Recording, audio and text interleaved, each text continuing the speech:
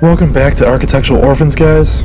This location is a place I intended to film for a long time, but it took me forever to turn this footage into something. You'll have to excuse the audio as this was filmed when I still had a lot of microphone problems, so I'm going to be doing a voiceover for the majority of it. This radar station is located out in the middle of nowhere in northeastern Vermont, down this abandoned road we're driving down right now. And it's about 4 miles long, and it's on the summit of East Mountain, which is about 3,400 feet elevation.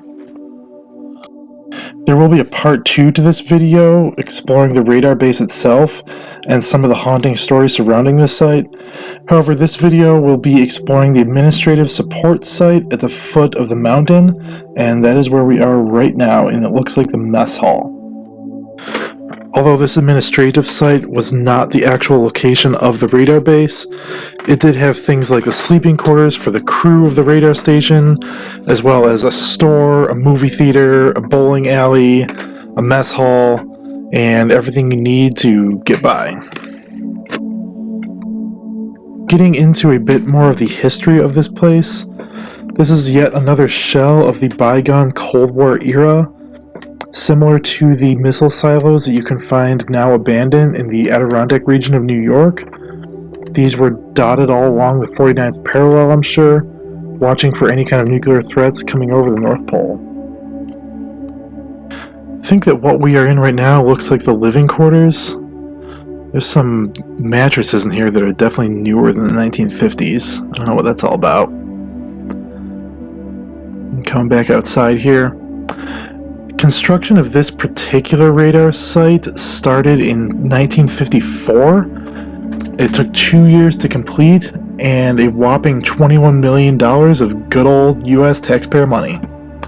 And when it was done, it housed about 175 crew that worked the station, and I could not imagine being up here in the cold of winter living here, as this place is in the absolute middle of nowhere. Let's check out what's in this little building here. So in 1962, the name of this station was formally changed to the Lyndonville Air Force Station, and that only lasted about a year as it was closed permanently in 1963. After 1963, it was laid vacant for about 2 years until 1965, when a gentleman named Ed Sawyer purchased the property, presumably at a government auction. His story reminds me a bit of the gentleman who owned the Grand Central Station for a time in Detroit. I'll make a video on that at some point. But he owned this property, and he actually lived down here in the administrative section, and he started a woodworking shop as a business, and that was also down here. I'm not sure where. I've not seen any evidence of that yet. This maybe looks like some kind of gym or something that we're in right now.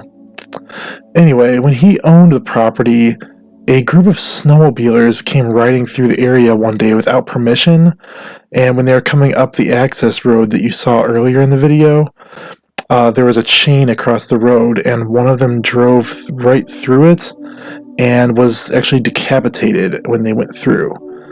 I assume that's what led to him selling the property, although I'm not clear about that. But when he vacated, trespassers and looters came through as there was no one left to protect the property, and it was eventually put back on the market for sale.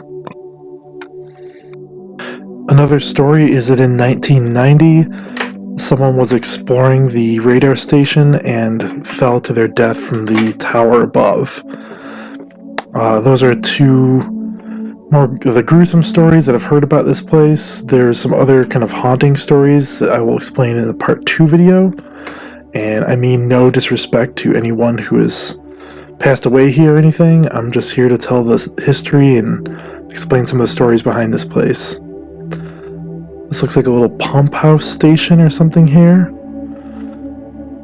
Lots of pipes and a tank here. And that's mostly all there is to see in this lower part of the mountain. And we're going to continue our way back up the mountain to check out the rest of the radar base. If you guys want to check that out, check out the part 2 video that's coming out. And thank you for sticking around this long in the video. I hope you guys enjoyed it. Please like and subscribe if you like this kind of content, as I got lots more coming up. And we are on our way to the top of the mountain.